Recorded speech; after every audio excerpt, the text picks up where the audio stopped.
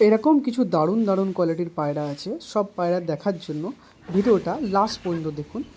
Hello guys, আসসালামু আলাইকুম, নমস্কার সবাইকে। তো গাইস, আজ চলে এসেছি এক ছোট্ট বাচ্চার বাড়ি ভিডিও করতে। ও অনেক দিন ধরে আমাকে বলছিল যে দাদা আমার বাড়িতেও ভিডিও করো। তো এখানে হাঁস মুরগি অনেক কিছু পুষে রেখেছে, তার সাথে কিছু পায়রাও পুষে রেখেছে। তো গাইস, ওর রিকোয়েস্টে, একটা ছোট্ট বাচ্চার রিকোয়েস্টে আমি ওর বাড়িতে এসেছি ওর বাড়িতে ভিডিও করতে। তো গাইস, ও ছোট্ট বাচ্চা হলেও ওর লফটাও ছোট্ট, কিন্তু ওর কাছে খুব দারুণ দারুণ খুব সুন্দর সুন্দর কোয়ালিটির কিছু পায়রা আছে। সেগুলো দেখার জন্য অবশ্যই ভিডিও লাস্ট পর্যন্ত তোমরা থাকবে।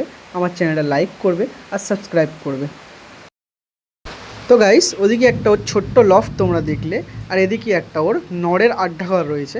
এখানে যত নড় পায়রাগুলো ও এখানে রেখে দেয়। ওই ছোটো বয়সে বুঝে গেছে নড় পায়রা আলাদা রাখতে হয়, তো এখানে সব নড় পায়রাগুলো ধরে রেখে দিয়েছে।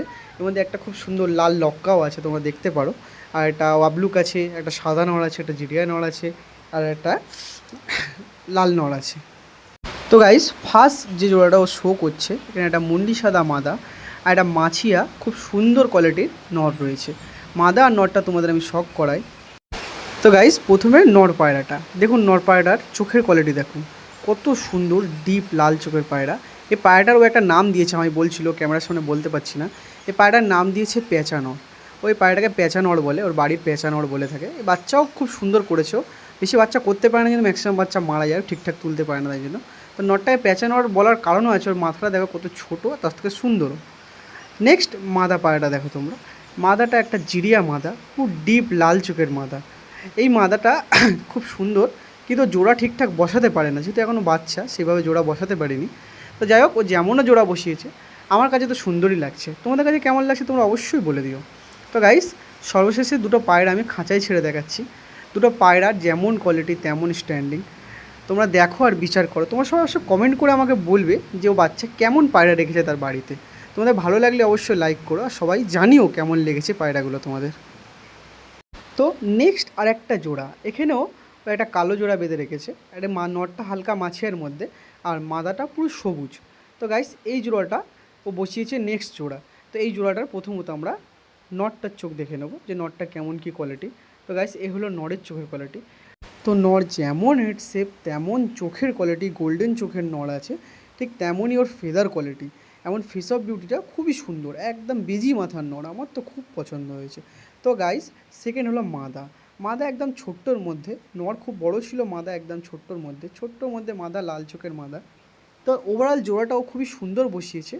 বাচ্চা হলে কী হবে, বাচ্চা ভালো পায়রাও রেখেছে। তো গাইস, নেক্সট একটা দেখাচ্ছি তোমাদের। একটা সাদা বা ল্যাচ হালকা কালদুমপানা মাদা, আর একটা ফুলসিরা নট। মাদাটা ভাইব্রেশন দেখো তোমরা, কত সুন্দর ভাইব্রেশন মাদাটা, একদম A1 কোয়ালিটি। তো গাইস, প্রথমে আমরা মাদার চোখটাই দেখে নেবো, যেহেতু ও ভাইব্রেশন এত দিচ্ছিল, তো ওকে না দেখে আমি থাকতে পারলাম না। মাদার চোখটা দেখো, হালকা, বেশি ডিপও না বেশি ডার্কও না, লাইট একদম চোখ। তার সাথে সাথে বডি ফিটনেসও খুব সুন্দর, আর ছোট্ট পানা পায়রা, একদম শর্ট সাইজের পায়রা, একদম হাতের মধ্যে পুরো চলে আসছে পায়রাটা। তো গাইস, সেই ছোট্ট মাদার এই হলো নর, ফুলসিরা নর।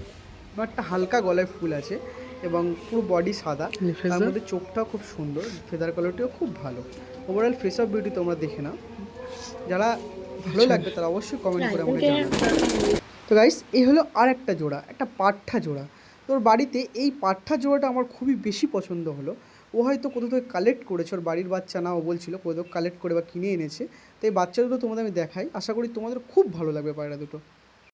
দেখো, ছোট্ট বাচ্চার হেড শেপ আর চোখের কোয়ালিটি দেখো, বডিও একদম গ্লেজি বডি, খুব সুন্দর সিলেট বডির পায়রা।